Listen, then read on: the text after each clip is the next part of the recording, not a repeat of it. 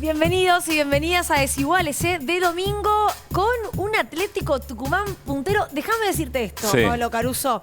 Si de acá al final del campeonato tenemos un partido antes de cada Desiguales, yo quiero armar un debate futbolístico. Los primeros 10 minutos es debate, un espacio es postpartido. Claro, porque si esto va a ocurrir el fin de semana que viene con Boca, con Racing, con Huracán, con Gimnasia, con River, no puedo concentrarme tan rápidamente después para hablar de política. Sobre todo si Huracán está ahí, ¿no? Porque estaba pendiente de Lucila. Olvídate, no, acá va Boca solo, ya está, Boca se corta y Atlético Pará, estás chuseando a la gente de Boca, lo sabe. Ya está definido el campeonato. Ya está definido el campeonato. Sí, felicitaciones a fútbol de mujeres de Boca que hoy salieron campeonas. La van a seguir los hombres, ¿eh? Increíble, te morís de ganas por hacer un programa futbolero. Bueno, gran relato de Gustavo Sima, de Miguel Osebi, un gran abrazo para nuestros compañeros aquí en la televisión pública y qué gusto, por supuesto, que el fútbol de primera división y cuando se está disputando esto tan importante esté aquí en la televisión de todos y todas. Ahora sí, arrancamos el Desiguales con los temas que nos competen, como siempre,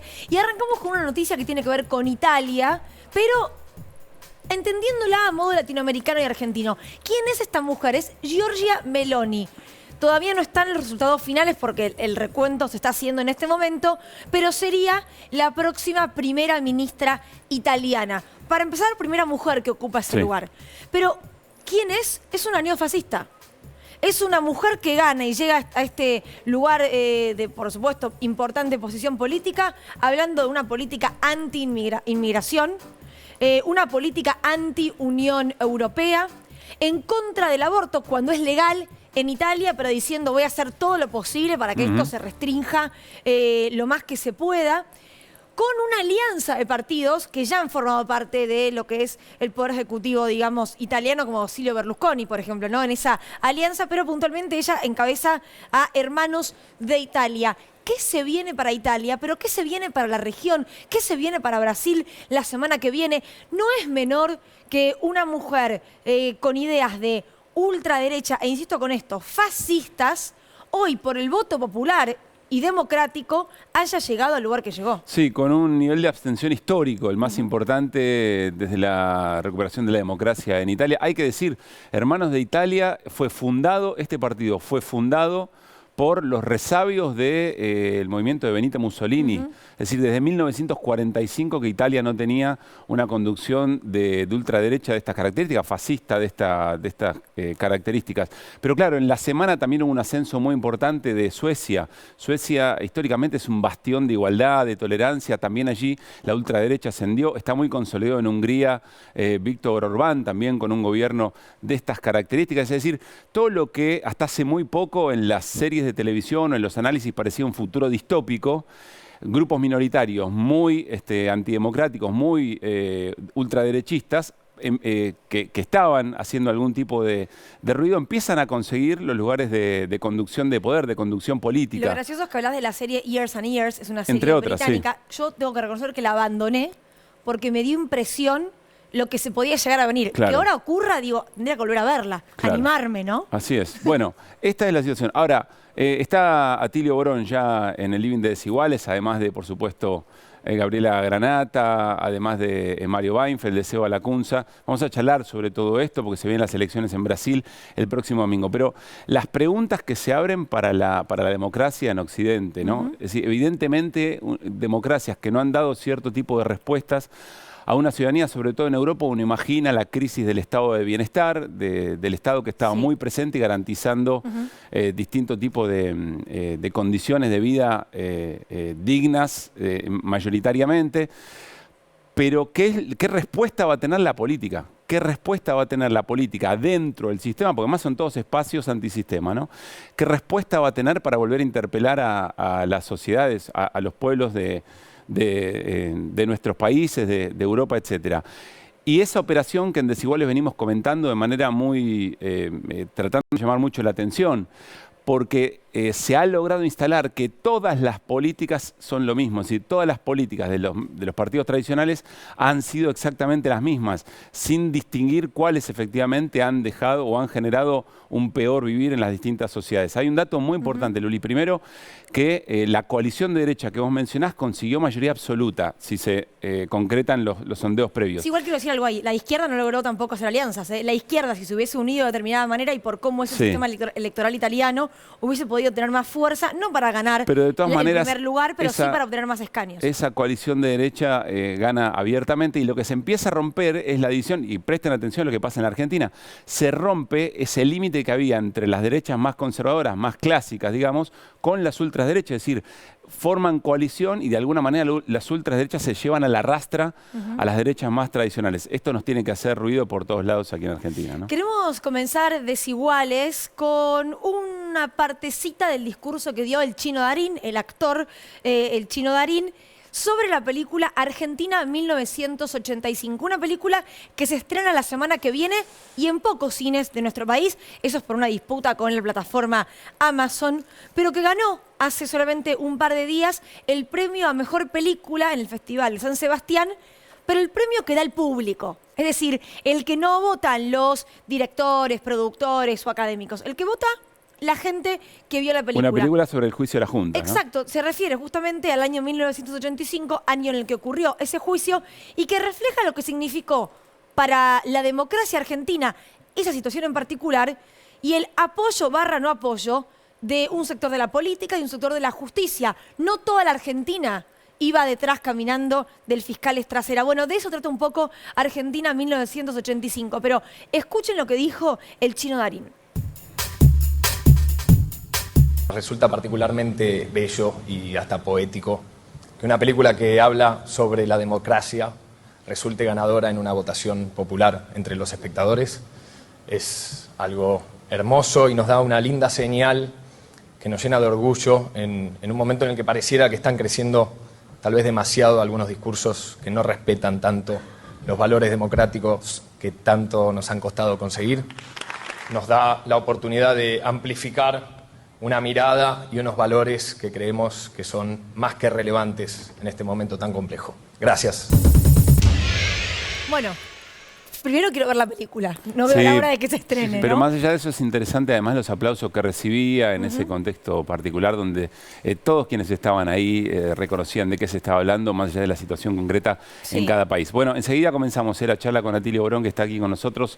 Mario, Gabriela, Seba, ¿cómo andan? Muy bien. Bien, ¿Qué por tal? suerte. Bueno, mínimas reflexiones a partir del triunfo de la ultraderecha en Italia, pero que tiene un recorrido común, ¿no? Sí, habría que ver los números más finos, pero parece que los resultados son atronadores y que aparte confirman las predicciones y que aparte confirman, como dijeron ustedes, una tendencia que se va dando al cual uno podría sumar como amenazas o amenazas latentes en España el crecimiento no ya de la derecha del PP, sino de la ultraderecha de Vox en España, y un mundo que ha virado a la derecha y una tendencia de un desplazamiento a derechas muy salvajes, muy guturales, de las cuales yo diría, sin saber mucho y sin ser especialista en esto, uno miraría y diría, Meloni no es de los líderes de derecha más guturales así en su presentación, tiene una presentación italiana, muy elegante, ¿no? Es decir, eso, una figura, inclusive en campaña se ha cuidado un poco y demás, pero en todo caso, el sistema italiano, con nada menos la salvedad de Silvio Berlusconi, se ingenió, por así decir, un sistema político muy raro, muy enrevesado, muy inestable, los gobiernos y demás, para que la ultraderecha nunca llegara en el país de Mussolini y ahora está llegando en un momento en que el mundo muestra eso. Yo termino con esto para no ser excesivo, pero hay algo que a uno le parece que sucede siempre. Yo uso una expresión, digo, nosotros somos parientes de nuestros ancestros y nuestros descendientes, o sea, somos parientes de nuestras familias. También somos parientes de nuestros contemporáneos, aunque no nos demos cuenta. Este viraje a derecha en Estados Unidos, en Brasil, en hasta si querés pongo entre paréntesis Argentina para Claro. arrancar con- en Europa también nos atañe. Gabriela, ¿qué estás viendo? Buenas noches. Buenas noches. Mira, yo estaba pensando algo que dijeron recién ustedes, que es cómo las derechas se pegan en cierta forma a las ultraderechas, y la ultraderecha es la que condiciona un poco el discurso. Claro. Y también va a condicionar las políticas, porque Meloni, como mencionaban ustedes, es una persona o llevó un discurso anti-Unión Europea, y en un contexto en el cual hay crisis políticas en todos los países derivados de las crisis económicas post-COVID, y también la crisis por el corte de gas y derivado de la guerra en, Claro, en Ucrania.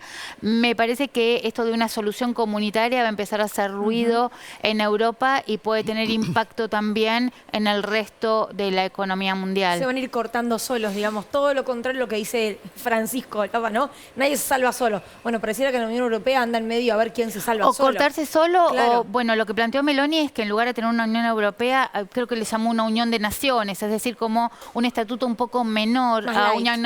una Unión Europea, y ver si se reconfigura junto con los otros gobiernos de derecha. A ver, Seba, una idea fuerza primera. Que hay que ver cómo va a jugar esto con respecto a la guerra de Ucrania. No por Meloni, que se manifestó muy inicialmente y lo ratificó esta semana en contra de la invasión de Rusia a Ucrania, pero sí Berlusconi. Berlusconi es, aunque parezca mentira, el moderado del, Claro. del próximo Es gobierno. parte de la alianza, Claro. pero bueno, creo que fue la última Pero fuerza. allí, pese a ser el moderado, su vínculo con Putin esta misma semana ratificó y justificó la invasión a Ucrania, así que allí va a haber alguna novedad. Un breve comentario: este es un punto al que se llega que tiene un recorrido en Italia, o sea, se ha corrido el arco con Berlusconi, por ejemplo, con la incorporación en su momento de lo que se llamaba el neofascismo de la Alianza Nazionale.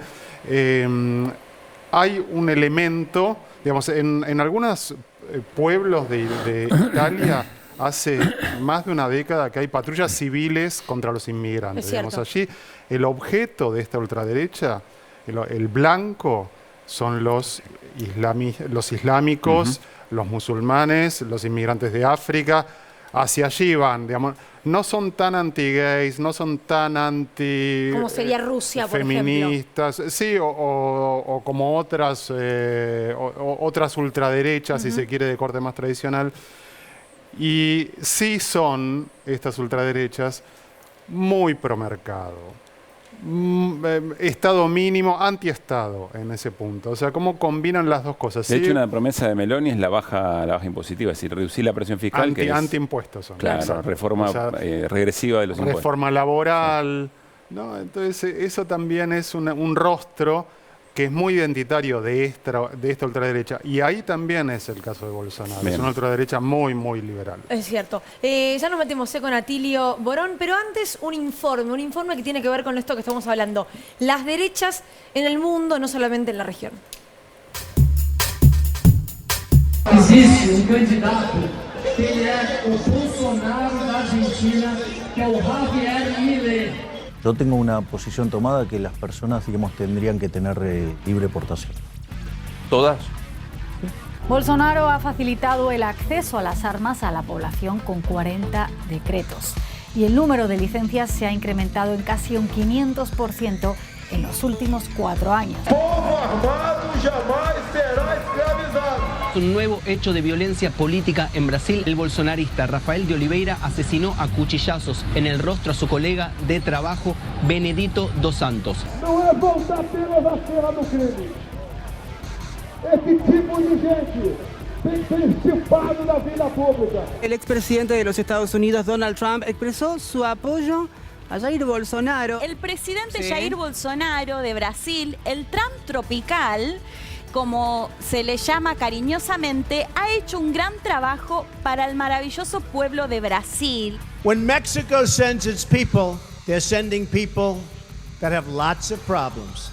They're bringing drugs, they're bringing crime. El Pleno del Congreso peruano eligió este lunes a su nuevo presidente. Tengo que servir para todos y hacer que todo funcione de la mejor forma posible. Según su hoja de vida, en el año 1985 Este tuvo al mando una patrulla que participó de la matanza de la comarca en la que se asesinaron a 69 comuneros. Y se ha derrotado una propuesta constitucional que le hacía mucho daño a la patria y a todos los chilenos. Nosotros creemos profundamente en Europa.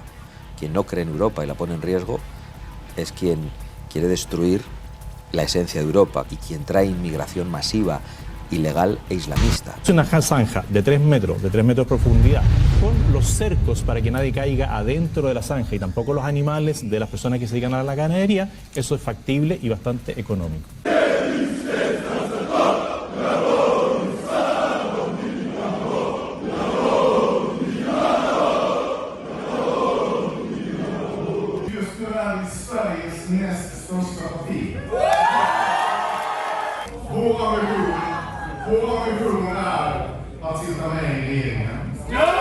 Fyra av 5 utländska våldtäktsmän som bor i Sverige slipper utvisning. 4 av 5. Varför ska vi behålla utländska våldtäktsmän i Sverige? Los italianos tienen cita en las urnas este domingo, unas elecciones generales que podrían finalizar con la victoria rotunda de la ultraderecha. Io sono Giorgia, sono una donna, sono una madre, sono italiana, sono cristiana, non me lo toglierete. Sí a la familia natural, no a los lobby LGBT, sí a la identidad sexual, no a la ideología de género. Bueno. ¿Qué tal, Atilio? Buenas noches. ¿Qué tal? Buenas noches. Gracias por venir. Bueno, absorbiendo este trago duro, ¿no? La verdad Sí. pensaba una recepción más amable, ¿no? Que me esperaran con todo esto. Pero Bueno, bueno, vos- es lo que hay. Vos es lo- elegiste dedicarte a esto también. Sí, también. Es un trabajo insalubre, ¿no? Claramente. Bueno, a ver.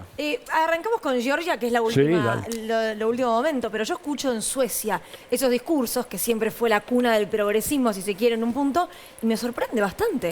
Sí, lo que pasa es que Suecia tenía siempre la imagen de un país muy progresista, muy abierto, muy igualitario, pero también hay lados oscuros, ¿no? Es decir, ¿quién mató a Olof Palme? 30 y pico años, un crimen que ha, ¿no es cierto?, quedado absolutamente en la sombra. O sea, Explicar un poquito más porque quizá... buena Olof parte de la Palme audiencia- fue este gran primer ministro que tuvo Suecia, un hombre muy amigo de los países del tercer mundo, que fomentó mucho la cooperación internacional, y de repente el tipo va con su señora al cine en Estocolmo, por supuesto sin ninguna clase de vigilancia ni cuerpos de seguridad detrás, un poco como se acostumbraba, y de repente aparece una persona, lo mata y nunca se esfumó. Y yo te digo, estuve varias veces en Suecia. Esfumarse en Suecia es muy, pero muy difícil. Mirá. Y sin embargo, desapareció. Hay algo oculto. Incluso yo creo que hay cuestiones subterráneas en los países nórdicos en donde se habla mucho, ¿no es cierto?, de esta tolerancia, de esta igualdad, etcétera, pero cuando uno rasca un poquito en la superficie encuentra un poco lo que dice ella, lo que dice Meloni. Soy cristiana, soy europea, no quiero los islamistas, son un objeto fundamental. No dijo no quiero los negros, porque incluso ya mismo en Italia haber dicho una cosa así hubiera generado una respuesta muy grande, pero lo que él decía, ¿no es cierto?, sobre las patrullas que hay en algunos pequeños poblados en Italia es absolutamente cierto. Caza de negros, Claro. así de simple. Ahora, Atilio, ¿hay un denominador común? ¿Hay una explicación común? Por lo menos en este avance en Occidente de estas nuevas derechas. A ver, hay una macro explicación y después hay que ir a los detalles puntuales, ¿no es cierto? Macro explicación, ¿cuál es? Para mí, ¿verdad? Como una hipótesis. Estamos viviendo, primero, un momento muy especial en la historia de la humanidad. Se acaban 500 años de predominio de Occidente sobre el resto del mundo. Esto lo dice Tony Blair, no es una afirmación bombástica mía acá, ¿verdad? Tony Blair lo ha dicho, Ignacio Ramonet, grandes estudiosos han dicho, bueno, lo que fue la tradicional dominación de Occidente sobre el resto del mundo está llegando a su fin. Primer problema. Segundo Sobre problema. China, ¿no? Como con el avance de China. y Con el demás. avance de China y del mundo oriental, porque India se viene con todo. Acá en la Argentina todavía estamos en Babia, pensando en la India, ¿viste? En las cositas de, bueno, los rituales budistas o de yoga. de yoga y la cosa, estamos hablando de un país que envía satélites o misiones de observación a Marte. tecnología desarrollada internamente por ella. Entonces digo, es todo un desplazamiento de Occidente a Oriente, claramente, en términos económicos, en términos de tecnología. Por ejemplo, China hoy, para poner un dato así grueso, China hoy gradúa 6 veces más ingenieros en computación que Estados Unidos por año. Esto es un dato que si a mí me decía hace 10 años atrás, si esto hubiera sido posible, hubiera dicho, lo veo muy ¿Cómo se vincula este desarrollo con o la crisis de la hegemonía de Occidente respecto de este ascenso de ultraderecha? Bueno, está la parte que me faltaba explicar. Ante esa realidad, el fracaso de las izquierdas que han optado por hacer una política debilucha que imita demasiado a las políticas neoliberales hace que la protesta, en lugar de canalizarse a través del PSOE o Unidas Podemos en España, se vaya por el lado de Abascal y la gente de Vox. Esto mismo nos decía Jorge Alemán, ¿no? La semana pasada. Alemán, exactamente esto mismo. Es una interpelación el surgimiento de estos neofascismos, estas derechas, a la izquierda. ¿Cómo reacciona?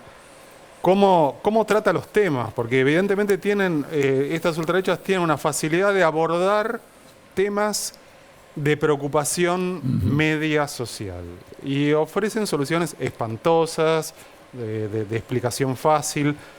Me parece que sí, desde el punto de vista de la izquierda, la obliga a repensar cierta tendencia al consignismo, ¿no? Que a veces se queda con algunas consignas demasiado autosatisfactorias y no va más allá, no tiende puentes con esas preocupaciones primarias. Ahora, pienso en Brasil, por ejemplo, ¿no? Donde la ultraderecha de Bolsonaro, un hombre que no era un outsider del sistema, sino que estaba instalado en el Congreso hacía muchísimo tiempo, cuando va a revalidar, que es la semana que viene, pareciera que no lo hace con la seguridad de continuar en la presidencia. Es decir, más bien todo lo contrario. Por eso le digo, le dieron ese voto de confianza con un Lula preso injustamente, ¿no? Pero digo, la ciudadanía le dio ese voto de confianza para ver si podía llevar adelante lo que prometía y pareciera que 4 años después esa satisfacción que se buscaba no llegó.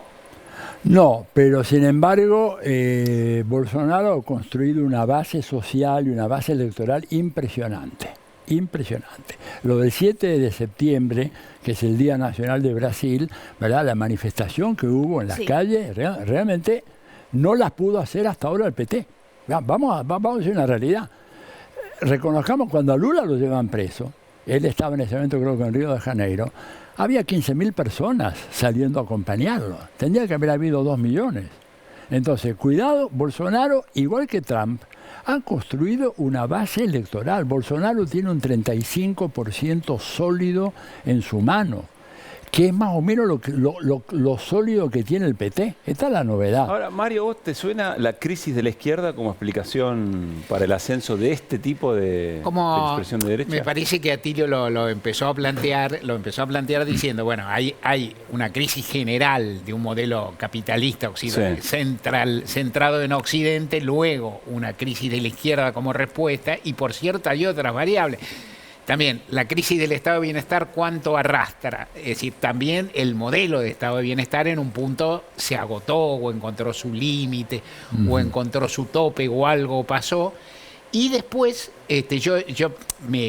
impresión que me da sin tener la capacidad o la voluntad de hacer un planteo tan general, algunas cuestiones como la cuestión de las migraciones islámicas, el terrorismo islámico, y las migraciones masivas han tenido un impacto en las poblaciones en una época de empobrecimiento gigantesco. Porque si vos pensás, mala comparación, que en la Argentina hay personas de extracción media o pobres que odian a los pobres o a las personas de extracción media baja que tienen al lado, imagínate cómo pueden reaccionar. No estoy justificando, estoy describiendo.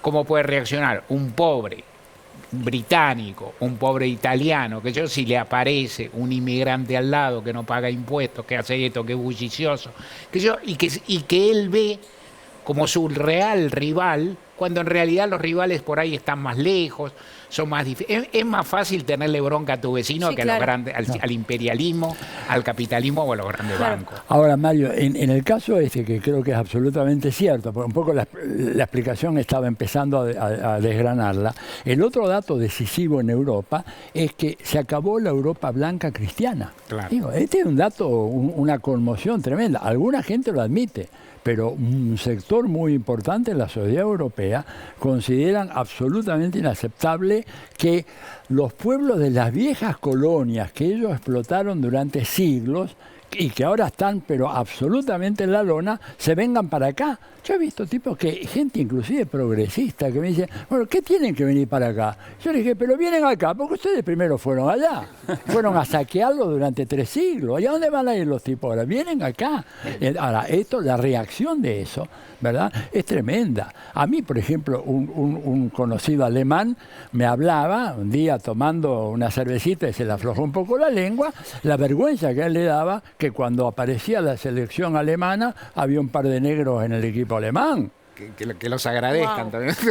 Claro, gracias, claro, así, textual. Pero él, sin esa cervecita, ese amigo era progresista. Sí, pero bueno, pero tenía este fondo racista. Yo no voy a llegar tan lejos para decir que debajo de cada alemán hay un nazi. Pero te digo que hay un nacionalista que le cuesta digerir el hecho de que su selección, antes blanquita, rubio, alto, ahora parecen 2 negros. Y la francesa.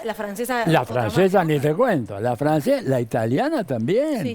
O sea, la sueca, digo, estamos allá. Ahora, yo te digo, viniendo a América Latina, ¿qué pasa con los indios o los pueblos originarios en América Latina?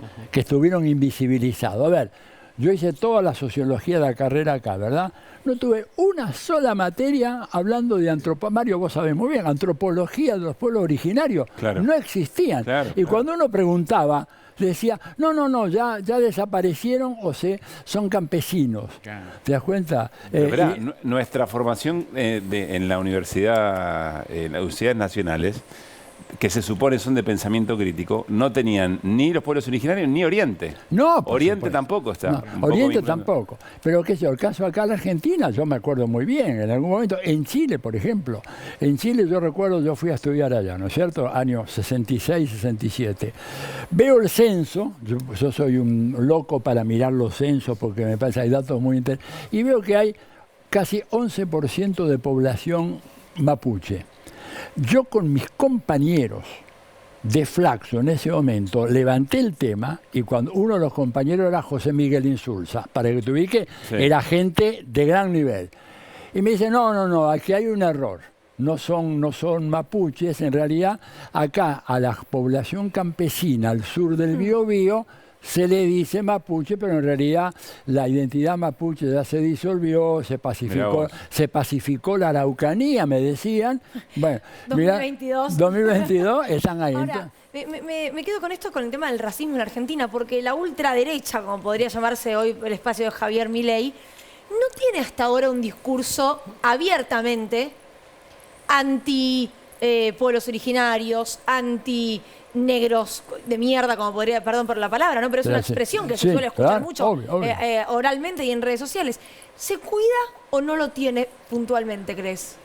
No sé, la verdad que la mente de Milei desafía mis pobres alcances intelectuales. Te digo, cuando un tipo te dice que podés vender un brazo para sobrevivir y que es tu libertad de hacer eso, no sé lo que piensa hasta ahora, o ha sido muy astuto y hasta ahora no lo ha dicho. Y reformulo, el PRO, incluso dentro de Juntos por el Cambio, ¿no sería hoy ya una ultraderecha en Argentina? Sectores mayoritarios del PRO lo son, definitivamente. Digo, hablar de la gente como Patricia Bullrich y todos los que se encolumnan detrás de ellos están en una postura racista, te hablan toda esta cosa de la resistencia ancestral mapuche y habla de la mano dura y que a mí las vallas no me las sacan. Evidentemente ha habido una corrida muy hacia la derecha tratando de ver, bueno, quién se posiciona como el que recepciona el malestar que que hay en la sociedad. Porque reconozcamos una cosa, el capitalismo durante mucho tiempo, en la fase keynesiana, brindó satisfactores para sectores muy mayoritarios de la población. Ya no más. En Europa, digamos, olvídate.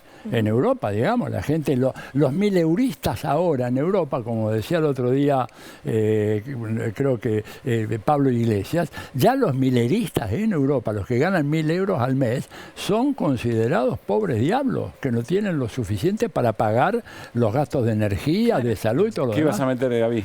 Te quería consultar, ¿cuánto crees vos que influyen las crisis económicas en algunos casos, como se está viendo en Europa, en un corrimiento hacia la derecha? Y en América Latina, en los cambios de signo político, porque, digamos, no es todo derecha y ultraderecha, porque tenés Lula con chances de ganar la presidencia otra vez, Boric en Chile, que la ganó hace poco, con muchos conflictos, pero gobierna Chile. Gobierna Chile, no, y Petro en Colombia, que ha hecho, digamos, una elección muy importante. Yo creo que por eso no se puede trasladar mecánicamente lo que está pasando en Europa con lo que pasa acá. Probablemente nosotros acá estamos en otra dinámica. Vamos a ver, va a ser muy importante, primero, que gane Lula. Segundo, una vez que gane, que pueda llegar al Palacio del Planalto. Y tercero, una vez que llegue Una vez que gane, que llegue al Palacio asumir. del Gobierno, claro. ¿Por qué? ¿Qué puede pasar? Porque Bolsonaro tiene una legión de milicias populares en donde tenés mezclados ex policías, policías en actividad y muchos militares que por fuera de la institución militar están dispuestos a impedir el fraude. ¿Vos decís que hay un riesgo concreto de que Lula gane la elección y no pueda asumir? Y sí, es un riesgo. Pensemos en términos de probabilidades. ¿Qué riesgo puede ser? Ponerle 10, 15%, no es mayoritario, pero el riesgo está ahí. Además, Bolsonaro dijo, si yo no gano por el 60% es porque me robaron. Sí, dijo que va a discutir el resultado electoral, claro. Exactamente. O sea, lo mismo que está haciendo Trump. Y él además tiene calle. Ese Bolsonaro tiene el control de la calle. Y algo que me mencionabas vos recién, que es el tema de haber consolidado un sector político con fuerza, con 1/3 del electorado, a lo mejor como núcleo, no sé si duro, porque todavía tiene que caminar un poquito más. Mira, él tiene policías sueltos, tiene militares sueltos y tiene los pastores de las iglesias neopentecostales. Hay muchas más iglesias neopentecostales en Brasil que unidades básicas del PT, para decirlo así. Hay más de 10.000.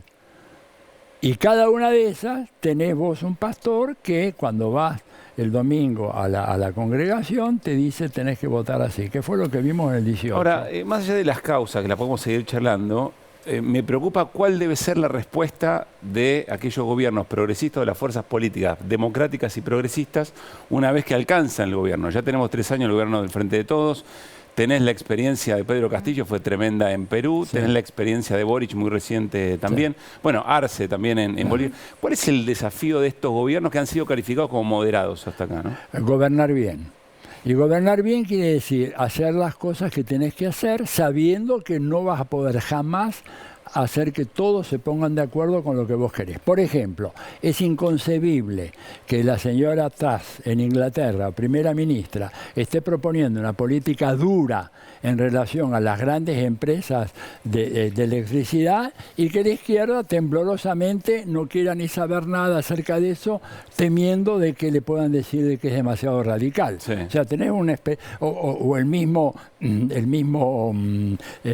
Emmanuel Macron, que en España en Francia está proponiendo una política casi de renacionalización de la empresa nacional de electricidad. Pero eso es contradictorio con el avance de la política de derecha en Europa, cuando en crisis los gobiernos están tomando medidas que serían progresistas. Alemania lo mismo, nacionalizando la distribuidora de gas, digamos. Es como contradictorio eso. Es lo que tendría que haber hecho la izquierda y no hizo. Por eso digo yo de que la gente se vaya a la derecha. No hay que culpar a la gente, hay que culpar a quienes tenían que hacer un proyecto distinto y no lo hicieron. Y entonces dejaron el campo abierto para que venga gente que... Bueno, pero por ahí no le daba la correlación de fuerza. Eso es un mito. La correlación de fuerza se modifica si vos tenés voluntad política y ganas de modificar. Es que me suena una cuestión de legitimación. ¿Por qué en un sector de derecha, centro derecha o derecha extrema validan este tipo de medidas como la nacionalización, la intervención del Estado en temas económicos en medio de una crisis, y si lo hubiera propuesto una fuerza de izquierda o progresista lo hubieran rechazado. Porque está el chantaje de que si lo propone la izquierda van a decir, bueno, estos quieren socializar toda la economía, te quieren quitar la casa, te quieren quitar el auto, toda la propaganda esa macartista que tiene mucho peso todavía, ¿no? Lo doy vuelta y Dale. me suena a la Argentina ahora diciendo que Juntos por el Cambio quiere que el ajuste lo haga un gobierno peronista porque un gobierno de ellos nunca tendría el apoyo de los sindicatos o tendría a la gente en la calle. Escúchame, lo que hizo Menem en la Argentina, que es un fenómeno, ¿verdad? Bueno, Mario ha escrito y lo ha recontra estudiado, pero ¿verdad? Nadie más podría haber hecho lo que hizo Menem, a no ser un personaje como Menem con todo el respaldo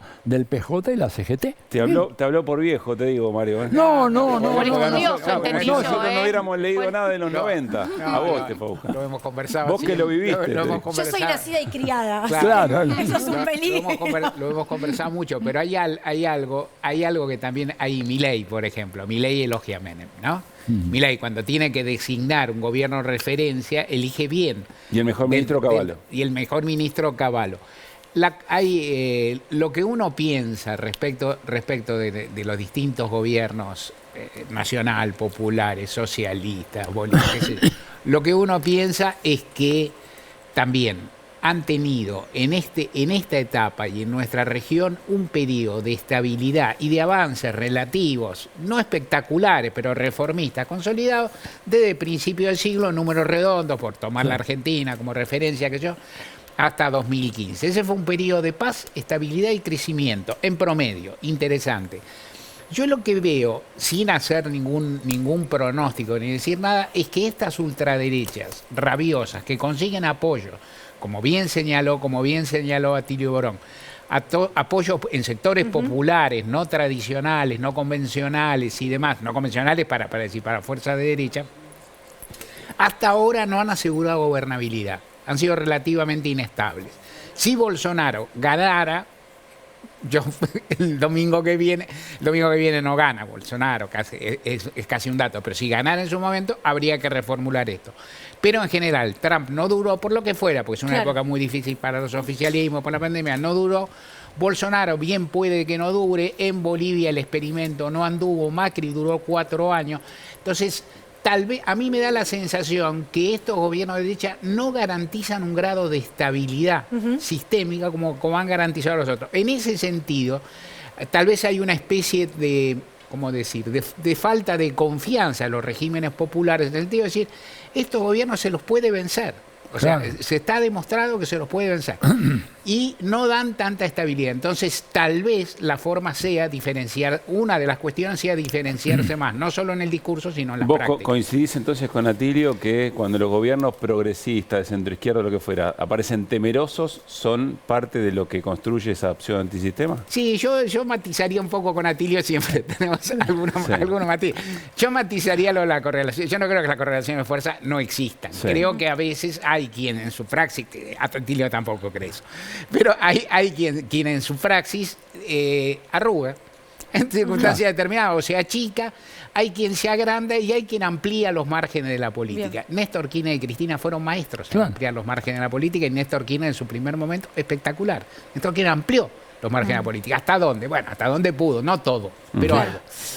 Vamos a cambiar de tema, pero todo tiene que ver con todo, así que seguramente algo de esto van a poder agregar. Nos metemos en el alegato de la vicepresidenta del día viernes, en la causa vialidad, porque si terminamos hablando de un intento de homicidio, bueno, ella lo relacionó directamente también con el juicio en el que se la está acusando. Veamos este resumen.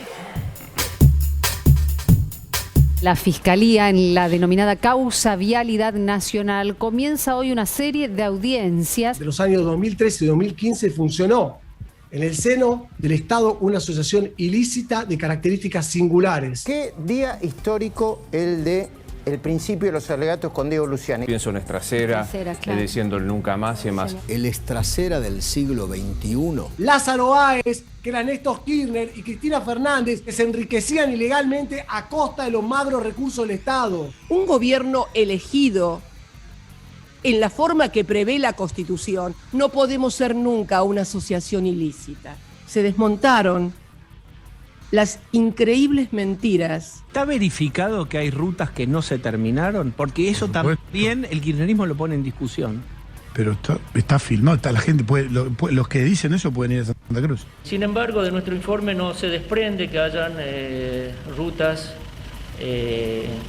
pagadas y no construidas. Entonces, es donde yo me pregunto cuál fue la interpretación que hizo el administrador de vialidades entonces, el ingeniero en petróleo Iguacel. Hasta ahora no hay un solo papel que sostenga, que pruebe que Lázaro Báez y la familia Kirchner, cualquier miembro de la familia Kirchner, son socios en el sentido estricto de la palabra. El ejemplo de mi reunión, como un presupuesto fáctico y absolutamente probatorio de un plan limpien todo y no sé qué otras cosas más. Hay publicaciones de noticias que dan cuenta que efectivamente ese día la presidenta visitó Santa Cruz. Bingo. Hicieron bingo. Esa noticia que nos mostró no corresponde al día 30. ¿Y por qué fracasa? Porque ese día, en horas de la tarde, la presidenta había viajado a la provincia de Río Negro. Habían traído una prueba que nunca se había discutido, que era el teléfono del exsecretario de Obras Públicas, señor López. 6 comunicaciones de Lázaro Báez con José López. 109 de Nicolás Caputo. José, mis mejores deseos para esta Navidad, para vos y los tuyos. Abrazo, Nicolás. Gracias, Nicolás, por tu acompañamiento y felicidades. Este es el equipo de la Liverpool. Lo que estás viendo ahora, esa camiseta rayada roja y blanca con rayas horizontales, eso es la Liverpool. La pisadita me hace elegir al fútbol, no soy futbolero. El mejor presidente, el mejor congreso, los mejores empresarios, los mejores jueces. Los mejores jueces. Por eso se arregla todo. Cuando un fiscal acusa a una vicepresidenta, hay que reflejar lo que dice el fiscal. Pero uno puede escuchar lo que dice el fiscal y puede decir inmediatamente contundente. El contundente demoledor. Pruebas contundentes. Las pruebas que mostró el fiscal son contundentes. Eso es una prueba muy, muy contundente. Esto es crear un clima también, en donde se va creando y se va estigmatizando. Señores jueces, este es el momento. ¿Es corrupción o justicia? Cuando el fiscal Luciani terminó su alegato tan histriónicamente ese día, con pantalla partida, la puerta de mi casa, ahí mismito donde me quisieron pegar el tiro. Y si yo me siento un tanto en estado de indefensión con este país y en este poder judicial. Muy bien, bueno, muy buen resumen, por lo menos el tramo final del proceso. Falta, por supuesto, la decisión del tribunal. Seba, Gaby, Mario, ¿qué les dejó todo este recorrido hasta acá? El recorrido, me parece que el dato fuerte, la referencia fuerte de esta semana es en parte el final del alegato del doctor Veraldi, que merece decirse. El alegato, en realidad, y esto por ahí vale la pena para discutir algunas partes del alegato, es un hecho único. O sea, por la defensa de Cristina hablaron 2 profesionales, Veraldi 1, el segundo no me acuerdo el apellido, y la propia vicepresidenta. El alegato es único. Esto vale para contestar, para decir algo. ¿Por qué Cristina no se refirió a este hecho o a otro hecho? Dicen mucho los críticos. Cristina eligió un ángulo que complementa lo que dijo Veraldi. Sí. Veraldi hizo puré los argumentos del fiscal Luciani, uno por uno. Entonces, ¿por qué Cristina no habló de los alquileres? Porque habló Veraldi, no se iban a repetir. Cristina eligió, básicamente, por cierto, en una exposición así, algo repetís, otro ángulo. El ángulo constitucional, por un lado, el ángulo federal, por otro, para decir este hecho, esta conducta en particular o esta relación no es judiciable. ¿Por qué? Porque está lejos de la esfera de competencia del presidente. Cristina no dijo en ningún momento que los hechos ilícitos cometidos por presidentes o presidentas en el ejercicio de sus funciones no son juzgables. Dijo, este no lo es. 2, cuestión federal. En parte se está jugando en Santa Cruz, una parte, y en parte son hechos que se realizaron en Santa Cruz. Hizo una exposición muy refinada en ese sentido, en el sentido técnico, y correlativamente se declaró una perseguida política. Fue cuando dijo, estoy en estado de sitio permanente, no me siento seguro con estos tribunales, e hizo un planteo que era lógico que hiciera, en mi modesto criterio, que no es muy original, con toda razón, y luego planteó la eventual correlación del atentado contra su vida con esta causa. Eso en realidad es un apéndice a la parte técnica. Sí. A mí lo que me parece que desde el punto de vista de la defensa en juicio, francamente, todos los planteos del fiscal Luciani quedaron muy, muy desflecados, muy dejados de lado. ¿Eso lo decís técnicamente o lo decís por tu subjetividad política? No, son dos cosas distintas. Primero, la subjetividad está en todas partes, pero digo, abogado todavía soy.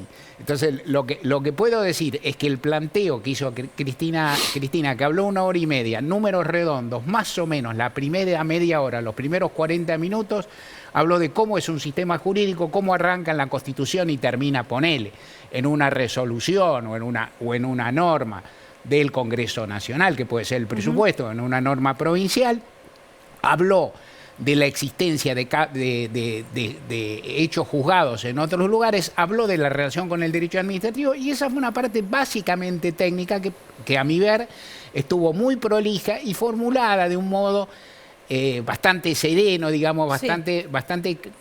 Y la otra parte es la parte de la persecución política. Mi subjetividad política está, todo el mundo lo sabe, no hay por qué mentirlo, está mucho más cerca del kirchnerismo por el Juntos por el Cambio, pero esto no me lleva a decir que hay una voluntad de proscripción respecto de Cristina. Esto lo vengo diciendo y lo vengo escribiendo. Yo estoy condenado un poco por lo que escribo y tengo programas de radio, que yo estoy condenado por el. Yo de 2016, desde la primera vez que Cristina fue citada al Tribunal de Bonadío, lo vengo diciendo. Hay un ensañamiento político, una vocación política de proscribir y de perseguir a la oposición como nunca hubo. Lo que ella, palabra más, palabra menos, esto lo vienen diciendo muchos, lo que planteó Cristina, a mi ver, es absolutamente cierto, y la cuestión de la relación de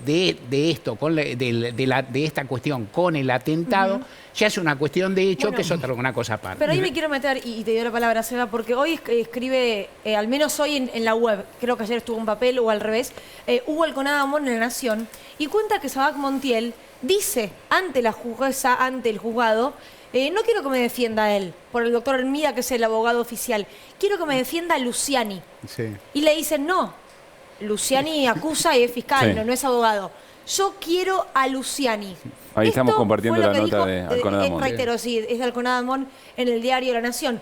Me parece llamativo por un lado, pero por el otro, Seba, no sé si vos compartís, todo lo que fue el alegato de Luciani, lo que se generó en esas semanas, bueno, fue un caldo de cultivo bastante intenso para todo lo que vino después.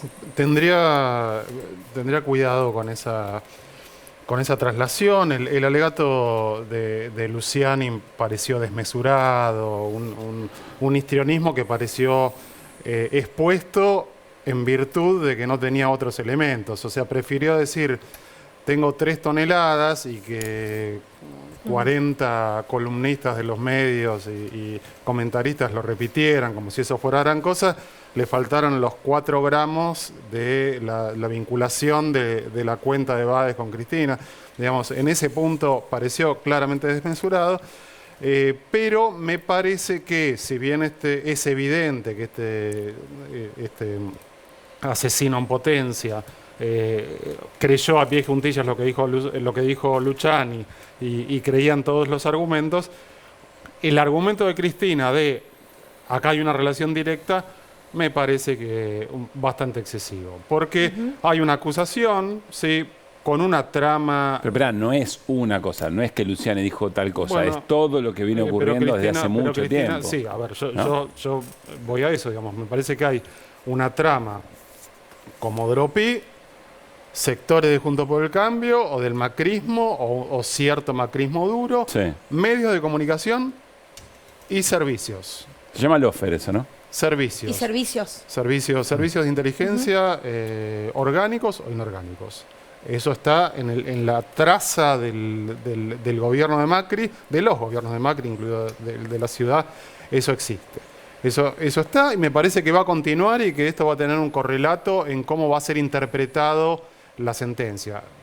Yo no sé cuánto margen tienen los jueces para absolver, no lo sé, porque quien llega hasta esta instancia, yo tiendo a pensar que si llegaron hasta acá es porque una condena sería la consecuencia lógica desde el punto de vista de ellos.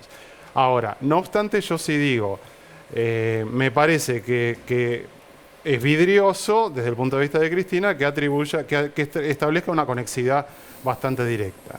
Porque digamos, hay una distancia entre una cosa e intentar matar. Pero, y otra cosa, ¿directo entre qué y qué decís vos? en lo que dice Cristina, digamos, que ella ve entre el intento de homicidio y el alegato de Luciani un nexo. A mí me parece demasiado decirlo. Pero yo insisto, no es el alegato de Luciani, son un montón de situaciones. Por eso utilizaría más el castellano en el caso de Cristina para tratar de hablar de un montón de situaciones. Construcción de que suma la construcción de un clima, creo que ella dice, ¿no? Sí, bueno, por eso, que suma la construcción de un clima a que vaya un tipo y dispare, me parece que el clima puede ser muchas cosas, ¿no? Sí. Entonces demasiado. Perdón. Y quiero decir una cosa que yo dije en este programa, que es que pese a todo lo que acabé de describir en cuanto a lo que yo creo que es esa trama que está jugando en la política argentina hace una década, hay otro dato, que es que hay una persona que era gerente de banco, que fundó una constructora, y a partir de que fundó la constructora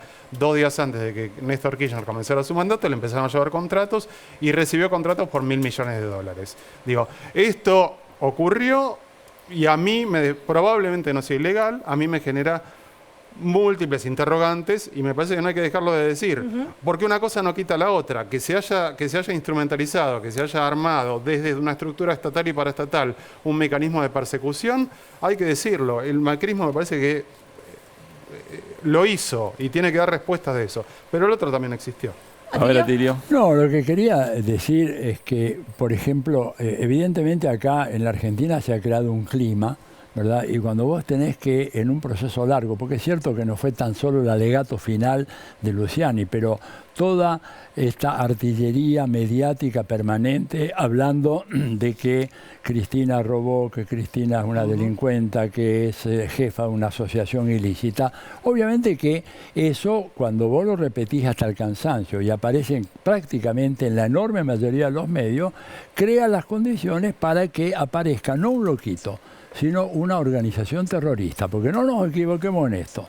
Los que hicieron el atentado no son 3 tipos sueltos, son en Estados Unidos el FBI, cuando vos le presentás un caso como esto, claramente los tipifica como una organización terrorista. Te dicen, es una conspiración de varias personas con el propósito de ejecutar un acto ilegal o criminal.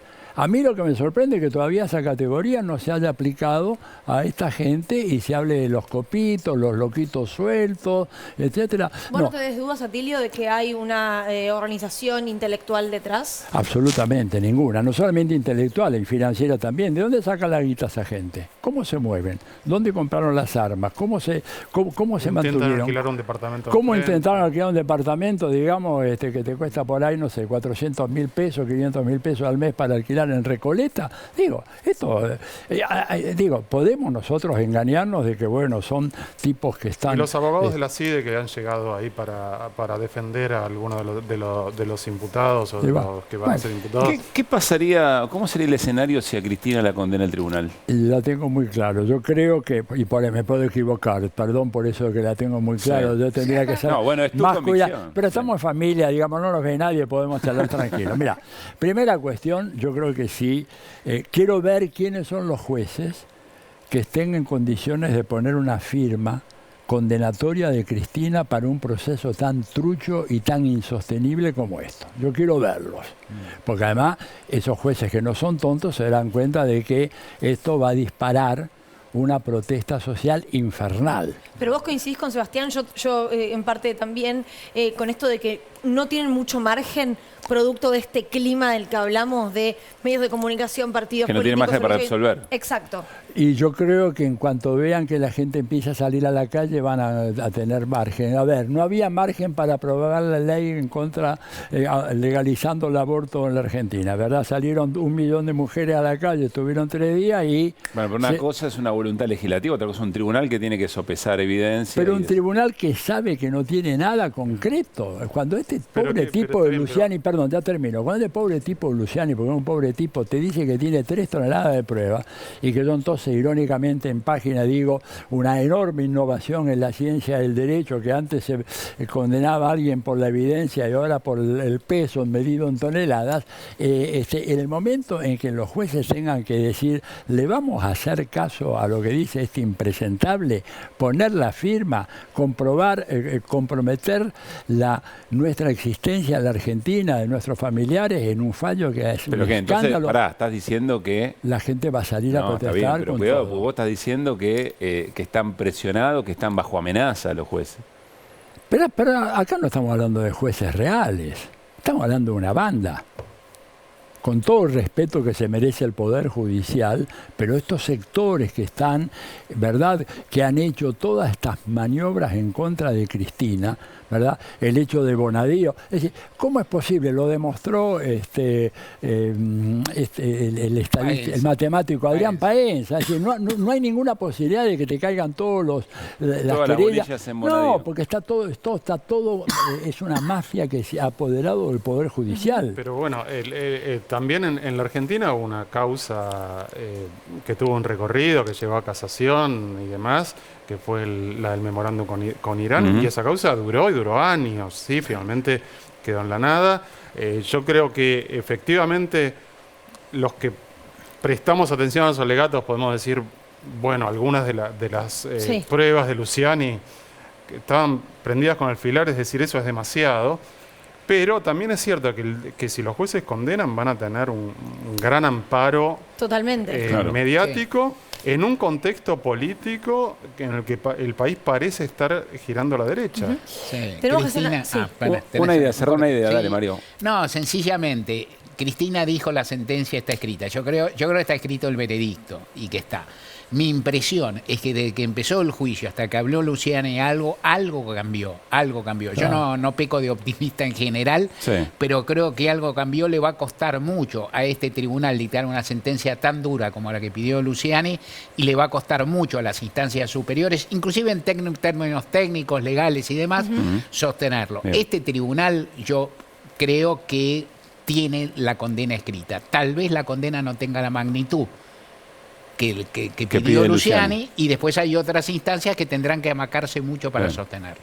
Hacemos una tanda rapidísima, ya volvemos.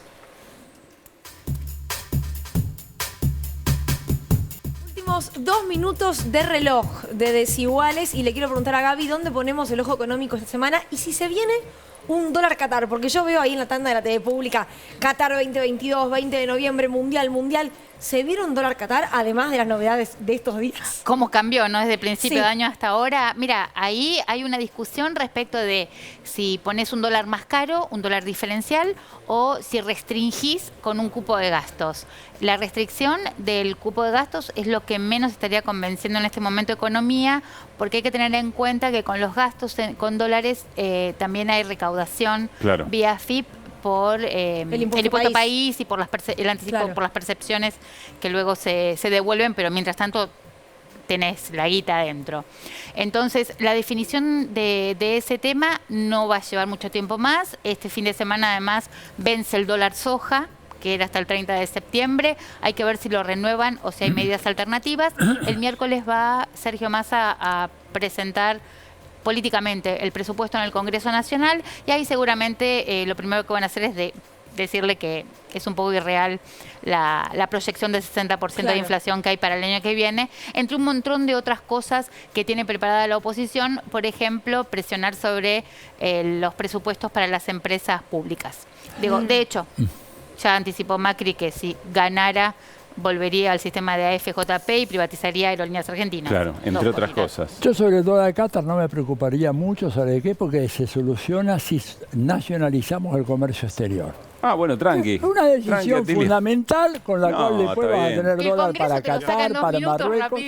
Tranquilo. Hay que tener coraje y voluntad. Ahora, sin coraje y voluntad no se hace política, ¿o no? Bueno, lindo, cerraste lindo. Un programa Atilio. propositivo salió hoy. Bueno, gracias Atilio por haber venido. Gracias a ustedes, muy amable. A desalambrar, me dice Fabián, está muy bien.